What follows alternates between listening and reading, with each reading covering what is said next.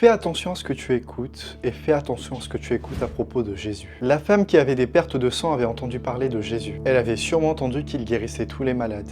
Et ce qu'elle a entendu a fait germer la foi en elle, suffisamment pour qu'elle aille se faufiler dans la foule et voler sa guérison. Alors que normalement, sous la loi, elle n'avait pas le droit de toucher Jésus. Mais ce qu'elle avait entendu de Jésus était beaucoup plus fort que sa peur. Et imagine un instant si elle avait entendu un autre message. Si elle avait entendu que Jésus ne guérissait que ceux qui avaient de la foi, ou que Jésus ne guérissait pas les gens qui avaient une mauvaise vie, elle n'aurait jamais eu l'audace de s'approcher de Jésus. Et dans le même style, Pierre aussi pensait que le Messie était un punisseur. Quand il comprend pour la première fois qui est réellement Jésus, sa réaction c'était de dire à Jésus « Éloigne-toi de moi Seigneur car je suis un pécheur ». Mais au fur et à mesure de l'histoire, plus il apprend à connaître Jésus, plus son regard sur Jésus change. Après la résurrection, après l'avoir renié, la première fois qu'il voit Jésus, il ne fuit pas. Il saute de sa barque et court vers ce merveilleux sauveur. Un des objectifs de l'ennemi, c'est de te faire croire que Dieu est en colère contre toi. La Bible dit qu'il rôde tel un lion, mais la Bible ne dit pas que c'est un lion. Il essaie d'imiter le lion. Et la Bible dit aussi que la colère d'un roi est comparable au rugissement d'un lion. Le diable imite la colère de Dieu. Il essaie de te faire croire que Dieu est encore en colère contre toi. Mais la vérité, c'est que Dieu n'est plus en colère contre toi. Parce que Jésus a tout accompli à la croix.